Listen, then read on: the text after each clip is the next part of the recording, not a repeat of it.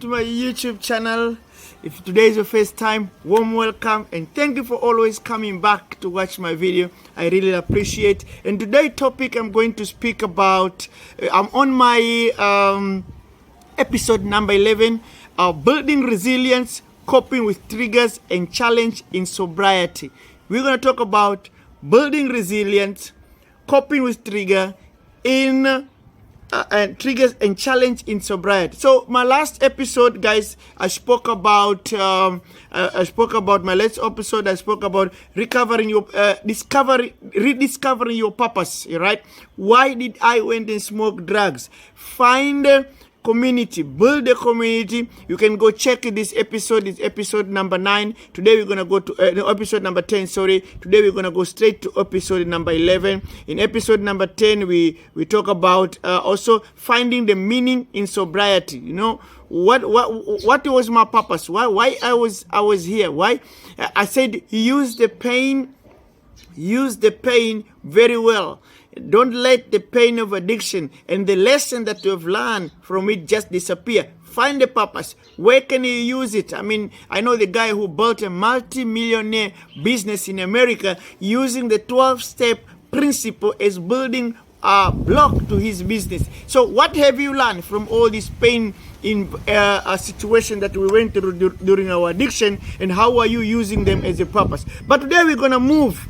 We're going to move today to episode number 11, which is building resilience, coping with triggers and challenge. First, before I carry on today, actually, as I'm shooting this video, I don't know what time, which day you will be watching. I've been now clean for 21 days today. 28th of May 2004, I went into a rehab center called Teen Challenge. 21 years ago, later, I'm shooting this video today. So I'm so grateful. Normally, I celebrate my milestone on the 29th of May. I don't count these 3 months when I was in a treatment. But anyway, just today, it's remind me that day I went to Teen Challenge. That one day that God came and rescued me from addiction. I was living the street as a beggar. So for that, I'm so grateful. The first thing we need to talk about the importance of recognizing and preparing for the triggers. The importance for recognizing and preparing the triggers. Guys, we need to understand. First of all, regarding trigger, don't give triggers power. Triggers, they got no power. Some people say, I got trigger, my mama is a trigger, I will trigger with money. Trigger, people, they tell you, trigger is people, place, and things. I say to you, trigger is people, place, and things, and 5 senses. Everything around us is trigger, because trigger is something that reminds us. Okay, that remind us, and that reminded is associated with us using. That will be a trigger. If you find a song, imagine that you had this favorite song that you were using. You used to play while you were using. When you stop drugs, and if you hear that song, will remind you, of course. So a test also could be a trigger, and that's why when at your early recovery, we encourage people not to read the label of the medication that they are using, because in your medication there might be something triggered. At the beginning of my recovery, I never take anything with codeine because I come out of heroin, so I could not take a medication with codeine because I understand that would be trigger. Somebody says before, a trigger is like a loaded gun. Your lifestyle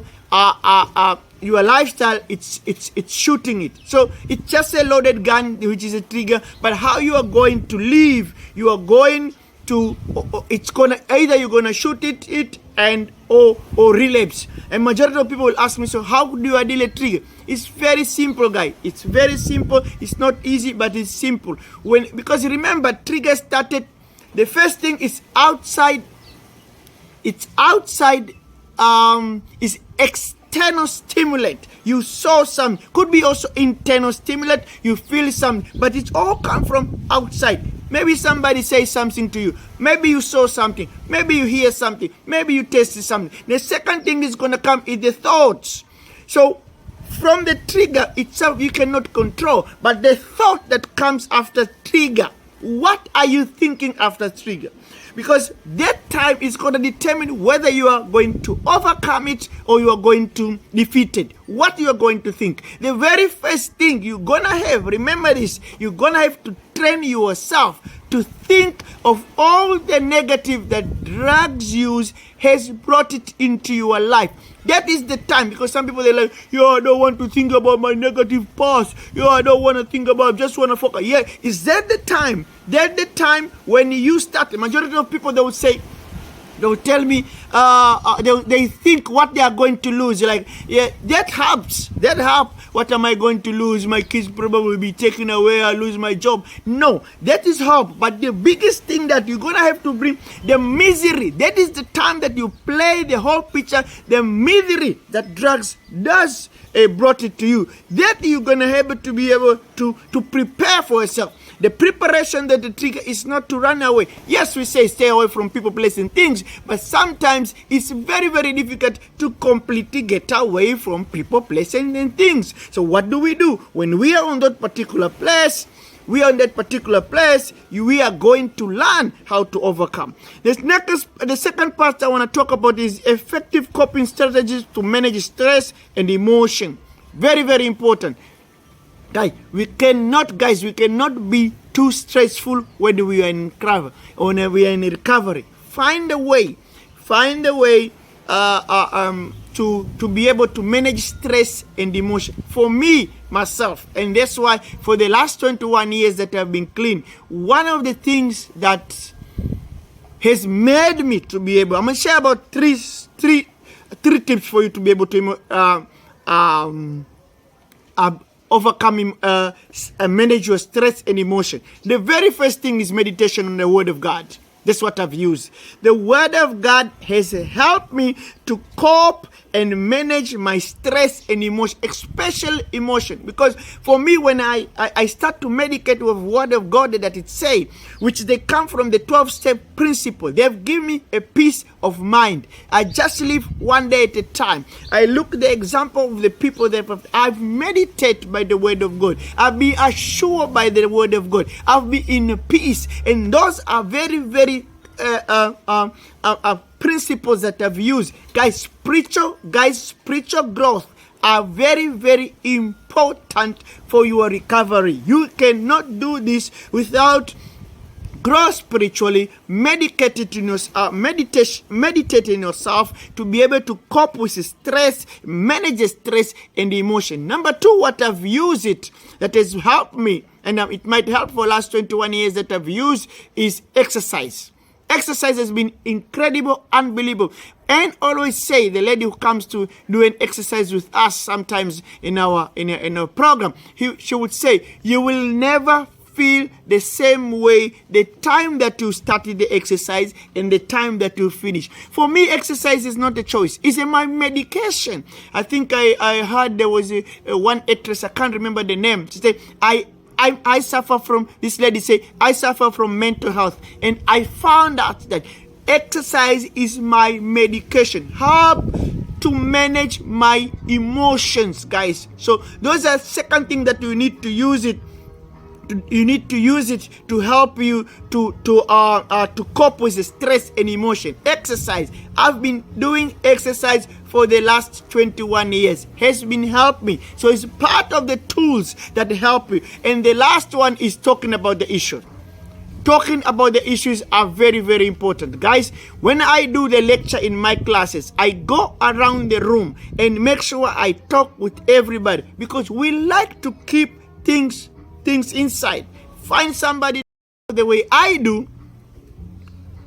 For example, the way I do, I would make, maybe putting this video is also part of it, because I can be able to talk to you guys, right? So I bring out the issue that they really causing me. If I have issue that disturbing me, all right, that disturbing me, that makes me not to cope, maybe I can talk it out when I put my video on and start to speak. That's why some people find very, very helpful when they write the songs. Write the song as well. For me, I do have something called Holy Hour in the morning. One of the things is reading and writing. Write my thoughts are very, very important. Those are three tips that can be able to help you. And the last part of it is practical. Okay. Next part of it, guys, is just build the community. Build a community that understand and support you. Build a community and understand that support you. I hope this video has helped you to be able to understand it. The first thing is to be able to understand it, the trigger, and prepare for it when they come. They will come. It doesn't matter when. But the more you get better, but even though the more you get better, the more you work on yourself, the more you train yourself, the more you start healing, the more you talk about it, it's going to become less and less and less. But the preparation is to play the whole movie when it's come. And also to be able to have effective coping strategy for your emotions. And stress are very, very important. As I just share with you the 3 tips that I always follow them: reading the Bible, meditate it, exercises, and talk about my issue with other people. Write it down, the stuff that is on my morning routine, what is affecting me. I hope this video has helped you. Thank you very much. If you listen until here, I really appreciate it. And if you have not subscribed, hit that subscription button down below. Share the video and make a comment. And if you are interested, you are welcome to book for a free one-on-one coaching session with me. I will book a session with you for free online if you have anything that you would like to share with me. Thank you very much once again. God bless you. Bye for now. Peace.